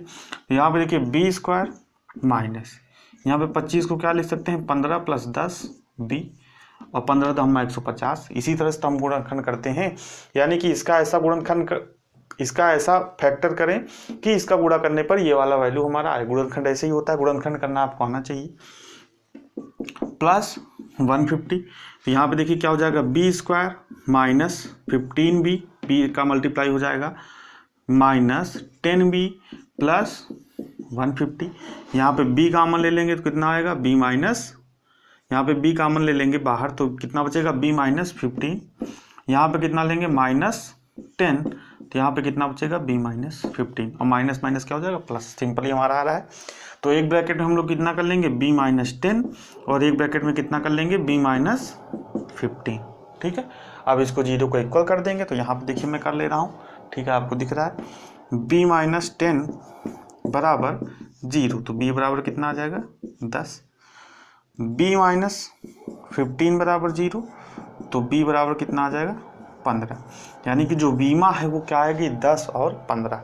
ठीक है, तो आपसे क्या पूछा है कि तो इसकी बीमाएं क्या होंगी, तो बीमाएं होंगी 10 और 15, 10 और 15। ऑप्शन नंबर कौन सा सही हो जाएगा, ऑप्शन नंबर डी आपका यहाँ पे सही हो जाएगा। ठीक है, बढ़ते हैं नेक्स्ट क्वेश्चन की तरफ। नेक्स्ट क्वेश्चन हमारा क्वेश्चन नंबर 29। देखिए बहुत ही अच्छा क्वेश्चन आपसे पूछा गया है। ठीक है, फिजिक्स के क्वेश्चन है। तो मैंने आपको पहले बताया इसरो का अगर इस तरीके का आपको एग्जाम निकालना है तो आपको वर्कशॉप एंड कैलकुलेशन साइंस की जो पूरी बुक है खत्म होनी चाहिए, आपके सभी कॉन्सेप्ट क्लियर होने चाहिए, मैथ के, साइंस के। ठीक है, जो बीमा वगैरह से क्वेश्चन पूछे जाते हैं, मापन से क्वेश्चन पूछे जाते हैं, तो अभी भी टाइम है। अभी एसएससी का भी एग्जाम सेंटर अभी फिल कराया था, अभी उसका भी एग्जाम होना है, एचडीएससी का भी एग्जाम होना है। ठीक है, आगे भी यूपी आर्मी वगैरह के एग्जाम होने हैं। तो वर्कशॉप कैलकुलेशन की जो बुक है उसको आप खत्म करिए, जरूर से जरूर उसको लगाइए, तभी आप इस तरह के क्वेश्चंस को कर पाएंगे। ठीक है, और अलग से इन क्वेश्चंस को आप पढ़ भी नहीं सकते कि आप मैथ अलग से पढ़ें, तो बहुत ज़्यादा लेंदी हो जाएगा। तो वर्कशॉप कैलकुलेशन की बुक अगर आप खत्म कर लेते हैं जो आपके चलती है ITI में, तो आपको मैक्सिमम क्वेश्चंस आपके जो है हो जाएंगे। मैथ वगैरह अगर अलग से पढ़ने के चक्कर में पढ़ेंगे तो बहुत ज़्यादा लेंदी हो जाएगा। तो यहाँ पे देखिए क्या पूछा है कि 15 डिग्री सेंटीग्रेड पर 25 मीटर लंबी रेलवे लाइन बिछाई जाती है। ठीक है, 15 डिग्री सेंटीग्रेड पर 25 मीटर लंबी रेलवे लाइन बिछाई जाती है। दोनों लंबाई के मध्य में 1.8 सेंटीमीटर का रिक्त स्थान छूट जाता है या छोड़ा जाता है। यदि अल्फा बराबर, अल्फा क्या है, क्षेत्रीय प्रसार गुणांक है, अल्फा बराबर 12 × 10⁻⁻6 प्रति डिग्री सेंटीग्रेड, तो कितने तापमान पर पटरियां एक दूसरे से मिल जाएंगी। आपको पता है जब रेलवे की पटरी बिछाई जाती है तो दो पटरी के बीच में क्या छोड़ा जाता है, रिक्त स्थान छोड़ा जाता है। ठीक है, यही आपसे कह रहा है। तो आपको जो है T1 कितना दिया है 15 डिग्री सेंटीग्रेड, पटरी की जो लंबाई है वो कितनी है 25 मीटर, और इनके बीच जो रिक्त स्थान छोड़ा गया है, यह स्थान कितना है 1.8 सेंटीमीटर। ठीक है, तो सबसे पहले इस स्थान को हम लोग कितना बढ़े, किस में लेंगे, मीटर में लेंगे। तो 1.8 × 10⁻⁻2 अगर हम कर दें तो कितना आ जाएगा, मीटर में आ जाएगा। अब ध्यान से समझिएगा, यानी कि इस पटरी को इस वाली पटरी से मिलने के लिए कितना इसकी लंबाई में वृद्धि या लंबाई में परिवर्तन कितना होना चाहिए 1.8 सेंटीमीटर। ध्यान से समझिएगा भैया, अगर इसकी लंबाई में कितना परिवर्तन हो जाए, 25 मीटर की पहले है, अगर 1.8 सेंटीमीटर का परिवर्तन और हो जाए, बढ़ जाए, तभी तो ये वाली पटरी इससे मिल पाएगी। यानी कि change in length delta L बराबर कितना हुआ, 1.8 इंटू 10⁻⁻² मीटर। ये मीटर में है इसलिए हमने इसको मीटर में ले लिया। प्रारंभिक लंबाई कितनी है, एल बराबर कितनी है, 25 मीटर। ठीक है, अल्फा आपको दिया है 12 इंटू 10⁻⁻6 प्रति डिग्री सेंटीग्रेड। तो अब हमको क्या निकालना है, तापांतर निकालना है, यानी कि टेम्परेचर डिफरेंस निकालना है, डेल्टा टी हमको निकालना है। तभी हम क्या कर पाएंगे, जो अंतिम तापमान है, कितना तापमान पर पटरियाँ एक दूसरे से मिल पाएंगी, वो कितने तापमान पर जो पटरियाँ हैं वो एक दूसरे से मिल जाएंगी, इसको निकाल पाएंगे। तो इसका एक फार्मूला देखिए, फार्मूला होता है इसका डेल्टा एल बाई एल बराबर अल्फा इंटू डेल्टा टी। ये क्या होता है, फार्मूला होता है एक हमारा। ठीक है, इसी फार्मूले की सहायता से हम लोग क्या करेंगे, डेल्टा टी को फाइंड कर लेंगे। तो वैल्यू सभी आप वैल्यू पुट कर दीजिए। तो डेल्टा एल हमने कितना बताया आपको, 1.8 इंटू 10⁻⁻² बटे, यहाँ पे लंबाई जो ओरिजिनल लेंथ कितनी थी, 25 बराबर अल्फा मैंने आपको बताया कितना है, 12 इंटू 10⁻⁻6 इंटू डेल्टा टी हमको निकालना ही है। तो डेल्टा टी बराबर कितना हो जाएगा, 1.8 इंटू 10⁻⁻², ये इधर चला आएगा, 25 इंटू 12 इंटू 10⁻⁻6। ये हम लोग लिख सकते हैं कि नहीं लिख सकते हैं। ठीक है, अब थोड़ा सा जगह कम है तो यहाँ पे फिर से इसको सॉल्व करेंगे। तो डेल्टा टी इक्वल टू, ये ऊपर चला जाएगा, 10⁻⁻6 ऊपर चला जाएगा तो कितना हो जाएगा, 10⁻6 पॉजिटिव हो जाएगा, और 10⁻6 जब पॉजिटिव हो जाएगा और 10⁻⁻² है तो घट जाएगा, तो कितना आएगा ऊपर, 10⁻⁴। तो यहाँ पे आप लिख सकते हैं 1.8 इंटू 10⁻⁴ इक्वल टू हम लोग क्या लिखेंगे, यानी कि 4 जीरो, एक के आगे 4 जीरो, 1 2 3 4 बट 25 गुणते 12, ये लिख सकते हैं। और जब आप इसको सॉल्व कर लेंगे, सॉल्व कर लीजिएगा, तो डेल्टा टी कितना आएगा, 60 डिग्री सेंटीग्रेड।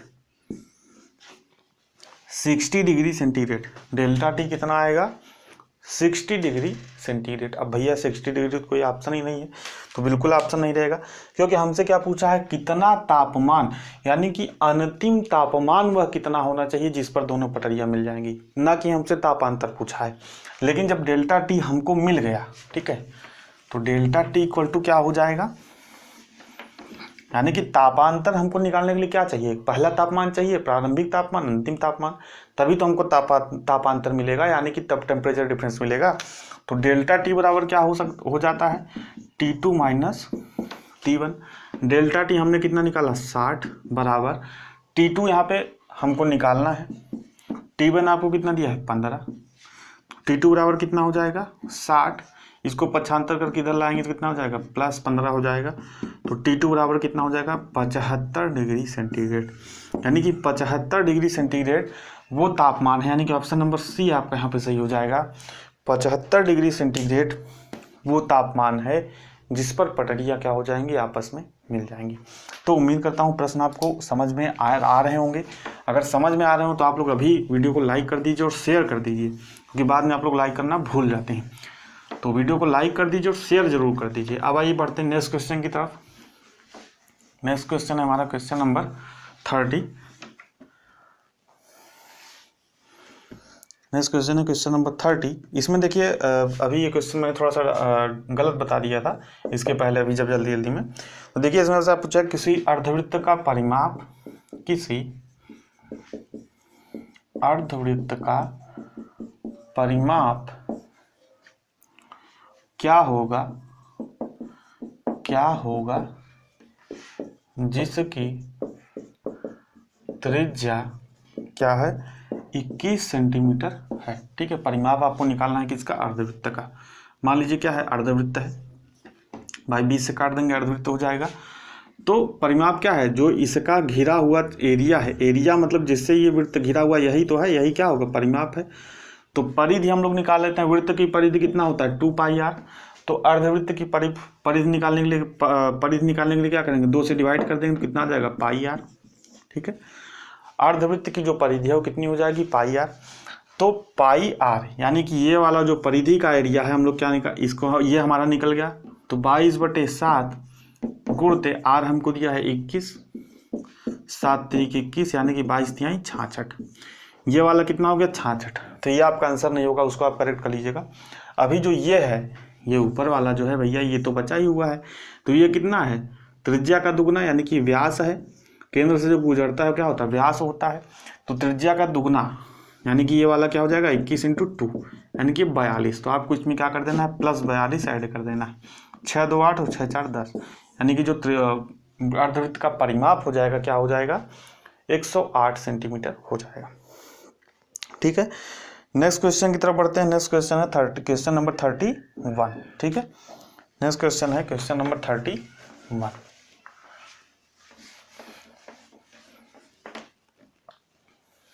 देखिए, इसमें आपसे कहा है कि एक अर्धग्लोब यानी कि एक अर्धगोला है इस तरीके से, जिस पर क्या है एक शंकु रखा हुआ है। ठीक है, स्थापित है। यदि ग्लोब या शंकु के आधार की त्रिज्या 8 सेंटीमीटर, यानी कि शंकु के जो आधार की त्रिज्या है वो कितनी है 8 सेंटीमीटर, यानी कि ये यहाँ से यहाँ तक की जो दूरी है कितनी है 8 सेंटीमीटर, यही शंकु की त्रिज्या हो जाएगी। और यही इस जो अर्ध ग्लोब है यानी कि अर्धगोला है, हेमीस्फीयर है, इसकी भी त्रिज्या हो जाएगी। तथा शंकु की ऊंचाई क्या है h दिया है आपको, शंकु की ऊंचाई क्या दिया है h। तो क्या कह रहा है कि इस पूरे ठोस का आयतन बताइए, यानी कि इस तरीके से जो ये ठोस बना इसका जो है आयतन बताइए। तो सबसे पहले हम लोग क्या करेंगे भैया, अगर हमको अर्धगोले का आयतन मिल जाए और हमको क्या मिल जाए इस शंकु का आयतन मिल जाए, तो हमको क्या मिल जाएगा ठोस का आयतन मिल जाएगा। शंकु का आयतन मिल जाए तो हमको क्या मिल जाएगा ठोस का आयतन मिल जाएगा। तो बस सिंपली आपको फार्मूला पता होना चाहिए, उस फार्मूले को पुट करके आपको जोड़ देना है। अब देखिए अर्धगोले का आयतन क्या होता है 2/3 πr³ प्लस शंकु का आयतन क्या होता है 1/3 πr²h। ठीक है, अब कॉमन करके ऑप्शन के हिसाब से अपने जो है आंसर को सेट कर लीजिए। यहाँ पे हम लोग क्या कॉमन ले सकते हैं 1/3 दोनों में है तो 1/3 कॉमन ले लिया, पाई दोनों में है तो पाई कॉमन ले लिया। ठीक है, यहाँ पे r² यहाँ पे भी है, r² यहाँ पे भी है तो r² भी कॉमन ले लिया। तो यहाँ पे क्या बचेगा 1r बचेगा प्लस यहाँ पे क्या बचेगा h। ठीक है, तो आपका आंसर क्या आ जाएगा 1/3 πr² r प्लस h। ठीक है, सिंपली आपको क्या करना है उस जो वॉल्यूम को निकाल के जोड़ देना है। तो यहाँ पे पहला वाला ऑप्शन देखिए जो आपको दिया है π/3, यहाँ पे इसको पाई को यहाँ पे लिख सकते हैं π/3 r² और 2r। यहाँ पे 2r कहाँ से आ रहा है भाई, हो सॉरी यहाँ पे देखिए 2 भी बचेगा, यहाँ पे हमने 1/3 कॉमन लिए तो यहाँ पे 2 भी बचेगा। तो यहाँ पे इसको भी आप क्या कर लीजिए 2r प्लस h। ठीक है, यहाँ पे देखिए जब r² कॉमन ले लिए तो यहाँ पे 2 बचा और r बचा, तो यहाँ पे क्या हो जाएगा 2r प्लस h। तो पहला वाला ऑप्शन जो है आपका सही हो जाएगा। ठीक है, नेक्स्ट क्वेश्चन है क्वेश्चन नंबर 32। ठीक है, नेक्स्ट क्वेश्चन है क्वेश्चन नंबर 32। इसमें आपसे पूछा है यदि sin theta plus cos theta is greater than 1, तो यहाँ पे आपको ऑप्शन दिया है 0 डिग्री, थीटा 90 डिग्री, दूसरा ऑप्शन दिया है 0 डिग्री, थीटा 90 डिग्री, सी वाला ऑप्शन यहाँ पे दिया है आपको 0 डिग्री, थीटा 90 डिग्री, चौथा ऑप्शन दिया है सॉरी यहाँ पे नहीं दिख रहा है, 2 ही ऑप्शन आपको दिख रहा है, यहाँ पे भी 2 ही ऑप्शन आपको दिख रहा है, 2 ऑप्शन मैं इधर लिख देता हूँ 0 डिग्री, थीटा 90 डिग्री। बहुत ही आसान क्वेश्चन है, बस देखने में आपको कठिन लग रहा है। थीटा ये 90 डिग्री, कौन सा ऑप्शन सही हो जाएगा ऑप्शन नंबर डी आपको यहाँ पे सही हो जाएगा। यानी कि ध्यान से समझिएगा कि sine theta plus cos theta 1 से बड़ा है, ठीक है। तो थीटा की वैल्यू ऐसी हम कौन सी रखें भैया कि जो sine theta plus cos theta क्या हो जाए, 1 से बड़ा हो जाए। तो ये आपका होमवर्क है, आप समझ लीजिए। सभी वैल्यूज को आप पुट करके देखेंगे, ठीक है। जैसे मैं आपको एग्जाम्पल ग्रुप में बता रहा हूँ, साइन 0 प्लस कॉस 0, ठीक है। साइन 0 का वैल्यू कितना होता है 0, प्लस कॉस 0 का वैल्यू कितना होता है 1, तो 0 प्लस 1 कितना आएगा 1 आएगा। तो क्या यहाँ पे क्या कहा है ग्रेटर देन, यानी कि इसका मतलब क्या होगा ग्रेटर देन। तो क्या ये एक से कभी बड़ा हो सकता है, नहीं, एक क्या होता है 1 के बराबर होता है। यानी कि अगर थीटा का मान 0 डिग्री है तो यहाँ पे ये आंसर सत्य नहीं होगा। दूसरा क्या है 30 डिग्री आप रखेंगे, यानी हम यहाँ पे रख लेते हैं sine 30 degree plus cos 30 degree. Sine 30 degree का मान कितना होता है 1/2 प्लस कॉस 30 डिग्री का मान कितना होता है √3/2। यहाँ पे इसको करेंगे तो कितना आएगा √3 प्लस 1/2। जब आप इसको सॉल्व करेंगे तो ये भी कितना आएगा 1 से कम ही आएगा। आपको मैं आंसर बता दूँ 60 डिग्री जब आप रखेंगे तो इसका वैल्यू जो है sine theta plus cos theta, theta बराबर जब आप 60 डिग्री रखेंगे तो इसका वैल्यू जो है 1 से अधिक आएगा। यानी कि जो 60 डिग्री किसके किसके बीच में है, 0 थी, यानी कि थीटा क्या है 0 से बड़ा होना चाहिए। इसका मतलब क्या है या तो 0 के बराबर और 90 के बराबर, ठीक है। यहाँ पे देखिए थीटा क्या है 0 के बराबर है या तो 0 से बड़ा है, यहाँ पे क्या है 90 डिग्री के बराबर है या 90 से छोटा है। तो यहाँ पे ये वाला ऑप्शन सही हो जाएगा, थीटा यानी 0 डिग्री से बड़ा होना चाहिए और 90 डिग्री से कम होना चाहिए। और जब आप सॉल्व करेंगे 60 डिग्री को रख के तो sine theta plus cos theta का जो आंसर आएगा वैल्यू आएगा वो 1 से बड़ा आएगा, ठीक है। तो इस तरीके से आप जो चेक कर लीजिएगा, काफ़ी ज़्यादा वीडियो लंबी हो गई है, ठीक है। तो इस तरीके से यही सब क्वेश्चंस थे जो आपसे बार बार पूछे जाते हैं, ठीक है। बाकी क्वेश्चंस आप खुद देख लीजिएगा, कर लीजिएगा, क्योंकि वीडियो बहुत लंबी हो रही है। क्वेश्चन और मैं देख लेता हूँ, ठीक है। मैंने अभी जो है आपको फार्मूला बताया था, बाकी जो एक दो क्वेश्चन छूट रहे हैं उसको आप कर लीजिएगा। यहाँ पे आपको दिया है cutting speed v equal to दिया है, ठीक है। RPM आपको दिया है πd/n, ठीक है 1000। इसी फार्मूले से जो है प्रश्न पूछ लिया है। तो आपसे पूछा है अगर व्यास निकालना हो तो व्यास आप कैसे निकालेंगे, सिंपली भैया निकाल लीजिए, 1000 को इधर भेजेंगे, 1000 × v/πn बराबर d। तो पहला वाला ऑप्शन आपका सही हो जाएगा, क्वेश्चन नंबर है 40, ठीक है। अगर आप PDF नहीं डाउनलोड कर लीजिएगा, ठीक है। थोड़ा सा नॉमिनल चार्ज उसका रखा गया है तो उसके लिए आपको परेशान होने की ज़रूरत नहीं है, क्योंकि भैया जो प्रीवियस ईयर क्वेश्चंस हैं वही बार बार एग्जाम में जो है आपसे पूछे जाते हैं, ठीक है। तो पैसा मत बचाइएगा, और जो मेहनत करता है आदमी वही आपसे चार्ज लिया जाता है। तो PDF डाउनलोड कर लीजिएगा, और जो भी क्वेश्चन है जो छूट रहे हैं सिंपल क्वेश्चन उसको आप कर लीजिएगा। उम्मीद करता हूँ वीडियो आपको पसंद आई होगी, सभी क्वेश्चन समझ में आए होंगे। अगर कोई डाउट हो तो आप कमेंट बॉक्स में पुट करिए। साथ ही साथ हमारा टेलीग्राम चैनल भी ज्वाइन कर सकते हैं। और अगर आपका कोई पर्सनल डाउट हो, कैरियर से जुड़ा डाउट हो, तो आप मुझे इंस्टाग्राम पर भी मैसेज कर सकते हैं, मैं रिप्लाई दूंगा, ठीक है। और वीडियो अगर पसंद आई हो, अच्छी लगी हो, तो एक लाइक का बटन दबा दीजिए ताकि हमको मोटिवेशन मिले, और साथ ही साथ शेयर कर दीजिए अपने दोस्तों के साथ। साथ ही साथ चैनल को सब्सक्राइब नहीं किया तो सब्सक्राइब कर लीजिए, ताकि अगर नेक्स्ट पेपर में सॉल्व कराऊं या इसरो से जुड़ी कोई भी अपडेट आपको चाहिए तो चैनल को सब्सक्राइब जरूर कर लीजिए, ताकि जैसे ही अगला वीडियो अपलोड करूँ नोटिफिकेशन आपको मिल जाए। तो मिलता है नेक्स्ट वीडियो में, नए जो है पेपर को सॉल्व कराएंगे हम लोग। दूसरा जो पेपर है, जैसे भी SSC का पेपर है, सभी पेपर्स में सॉल्व करा रहा हूँ, हमारा तीसरा लेक्चर था। इसके पहले 2 पेपर में सॉल्व करा चुका हूँ, उसको भी आप जाके देख लीजिएगा, ठीक है। तो इसी तरह से जो भी SSC का पेपर होता है, यानी कि विक्रम साराभाई का मैं कराऊंगा, सतीश धवन का कराऊंगा, ठीक है। स्पेस सैटेलाइट एप्लीकेशन सेंटर का मैं कराऊंगा, UR राव का कराऊंगा, जितने भी क्वेश्चन हो सकते हैं मैं आपको कराऊंगा। और PDF अगर आपको चाहिए तो लिंक डिस्क्रिप्शन बॉक्स में मिल जाएगा। मिलते हैं नेक्स्ट वीडियो में नए टॉपिक के साथ, तब तक बने रहिए हमारे साथ। बहुत बहुत धन्यवाद।